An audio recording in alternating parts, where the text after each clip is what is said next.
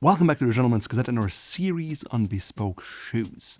Now in our last video we finished with the shoemaking, so why have another video, you might wonder? When you invest all that time and money into a bespoke product, you also want it to last as long as possible and wear it in a way that makes it look most favorable.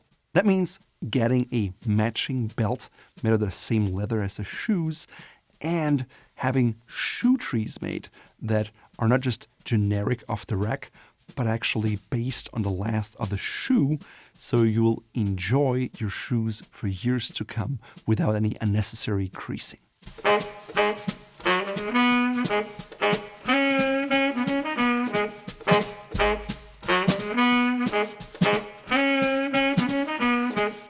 So once you have the pair of bespoke shoes, should you also go for a matching belt? In my opinion, if you can afford it and you have enough leather left over, you would be foolish not to get one.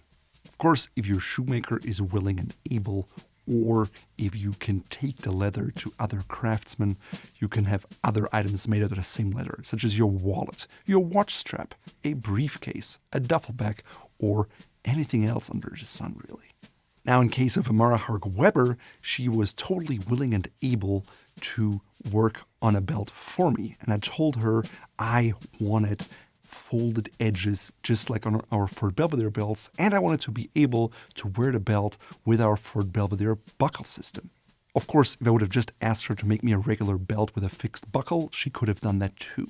But I find one of the advantages of our Fort Belvedere belt system is that you can buy the belts and the buckles individually, and you can combine whatever belt or buckle you have with the buckles as long as they fit into the buckle. As we mentioned in a video on how to pair belts with shoes before, the idea is that you get a color that is as close to the shoes as possible, because often it's not possible. But you're in a unique position where it's possible to match it, and so it always looks better. Frankly, I believe anyone who can sew a bespoke shoe upper can also make a belt for you. Of course, you can specify things such as the broguing or maybe the lining color. Here, I didn't go for the same lining color as the shoes because I felt like you might see the turquoise here or there and it would clash with most outfits. So I chose a dark green, which is very similar to the Fort Belvedere green we use in our own belts. Because the leather had texture, I also didn't want any broguing on the belt. In such a tight space, I felt it would kind of be a visual overload. Unlike with the shoes, where I like the ratio between broguing and non-broguing areas. So how was the belt made? Well, first, Amara selected and prepared a length of leather that was left from shoemaking. She then skived the leather, layered it, and stitched it together. Obviously, that's not how a belt is made in a factory setting, but Amara is very flexible and capable. Everything that went into this belt is leather and thread, unlike many others. We did a video where we cut belts apart, including expensive ones, and you can see the results here. To emphasize the bespoke look of the belt, I wanted the tips to be pointed because that was a theme of the shoe, and I also had her use the diamond shape brogue hole for the holes for the pin. While doing that, I realized that buckling and unbuckling your belt is a lot easier with diamond-shaped openings rather than round holes. And because of that, going forward, all Fort Belvedere belts will have that same diamond-shaped hole. After all, isn't it nice to open and close a belt more easily? As you can see, I love learning and improving things, and I'm never just happy with the status quo.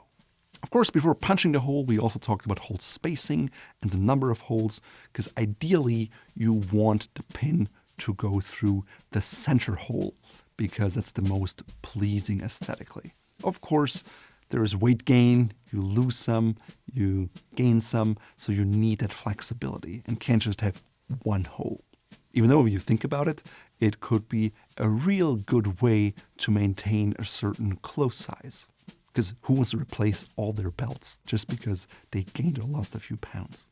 Obviously, if you have more holes on a ready-to-wear belt, you can sell them to a broader range of people. Now, for a bespoke belt, I know and foresee not to change in weight so dramatically, so I rather prefer a somewhat smaller spacing so I can adjust it to exactly the right comfortable tightness. Of course, punching holes with a diamond is more risky than with a round hole punch, because with a round hole punch, no matter what angle you hold it, it's always round. With a diamond, you have the points, and if it's not perfectly aligned to the edges of the belt, you may have to redo the entire belt. Because of that, Amara first marks the locations where she wants to punch the belt. Then she uses a press to indent the area. And then she hits it hard with a hammer to actually make the hole. Now it's time to take a ruler to check for accurate measurements. After all, you want the spacing to be even and not off. Also, you want the hole to be the same distance away from each edge. And as Amara is a stickler for details, you can see she's taking a pen now to color the inside of the belt hole so it doesn't look so unfinished. A little thing, but it definitely makes a difference, doesn't it? Since I already had belts from this belt system that fit me, I brought it with. She could measure, make the belt slightly longer at first, and then we could cut it down to size so it fit me perfectly. Because it's always easy to cut it shorter, but you can just add it back on.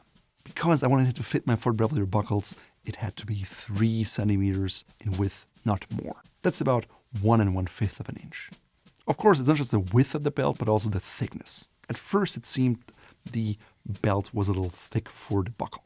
So, time for a hammer to compress the leather. After trying on the belt, I realized it was a little too long. So we're cutting it again, and now it fit perfectly. So again, while not essential for a bespoke shoe process, I think it's a really nice add-on, and I would always budget for it up front. Do I need a new belt because I don't have any others? Not really, but it's just nice to have for this kind of a bespoke project. Now that the belt is done, let's talk about shoe trees, which I think is more essential than a belt. Yes, you could just go online, buy a pair of shoe trees with the adjustable coils, and even go to maybe a cobbler to adjust it to your shoe to get roughly the same fit. But if you go all the way to do this bespoke project, why not get a bespoke last and have fun with it? Also, while most shoe trees for ready-to-wear have coils so they're flexible and fit more shoes in different widths, for bespoke shoe tree, you can do a lasted shoe tree, which is just meant for this pair of shoe and won't work for others. A shoe tree really helps to maximize the life of your shoe because it helps it to dry in its original shape. And in general, ideally, you only wear one pair of shoes one day, give it a break for a day or two, and then wear it again at the earliest. If you continuously wear the same shoes over and over again, you wear them down much faster than if you had maybe a range of 3 pairs of shoes and wear them out evenly. As the name shoe tree implies, this is made out of wood, and there's plenty of different woods you can choose from. Oak is one option, but it's typically rather heavy. So when I travel, I prefer a lighter weight wood, such as poplar or limewood. Some people like cedar because it has aromatic properties to it. So if you have sweaty feet, cedar may be a nice option for you. Most factory ready-to-wear shoe trees are unfinished and just sanded. A lot of people say that allows for the moisture of the lining leather to be absorbed into the shoe tree.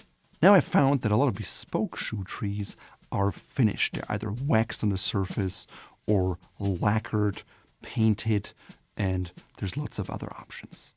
Also, if weight is a concern and you're into craftsmanship, you can have the front part of the shoe tree made hollow. Not only does it allow for faster drying, also because there's less wood in the shoe tree, you have less weight and a lighter travel set of shoe trees. When I talk about coil shoe trees, you have the very basic ones with kind of a long coil and a kind of wooden ball at the end. Those are the cheapest ones. Then you have the multi-piece shoe trees. Sometimes they adjust in the width in the front and also in the middle and the length. Those are good. And then you have the lasted shoe trees. And then you have shoe trees that are hollowed, because obviously hollowing them out takes some time, especially if you do it by hand. St. Crispin, for example, has always been known for having these really nicely hollowed out shoe trees. Interestingly, Amara was not trying to copy the last herself, but there are companies that have machines where you can bring the original last and then it creates a copy of it. Then you have to sand it a little bit here and there and you get a perfectly fitting shoe tree. And realistically, shoes will spend more time with the shoe trees in them than with your feet. Unless, of course, you sleep with them.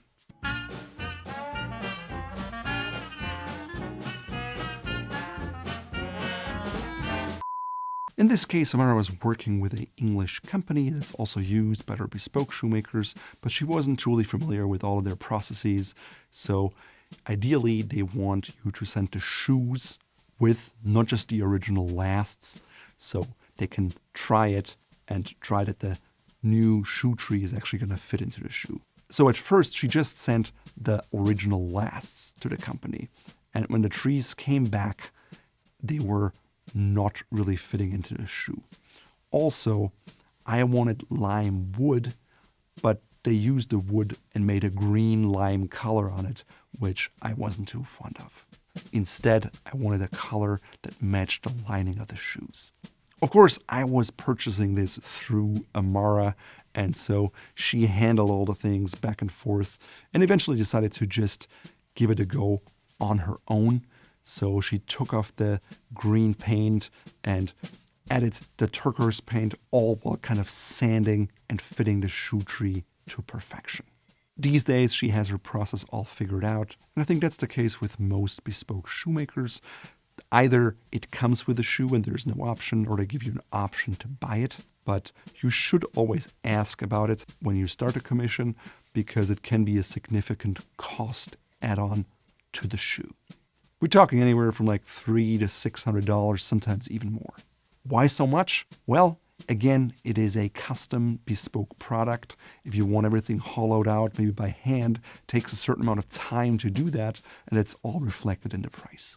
Yes, I know that means you spend more money on your shoe tree than most people do on their shoes, but hey, that's an enthusiast for you. Because the shoe tree was made elsewhere, we don't have footage of that. Maybe that's something we can film another time. At the end of the day, it's made with a CNC machine or computer numerical controlled machine, and there's various places in the world where they specialize in shoe trees.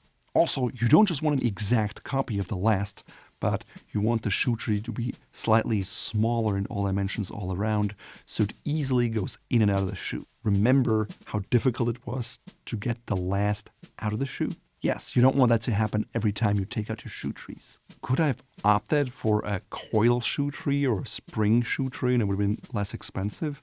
Yes, but I felt like I didn't have any other shoes with a lasted shoe tree, so I just wanted to have that just so I could say I have one.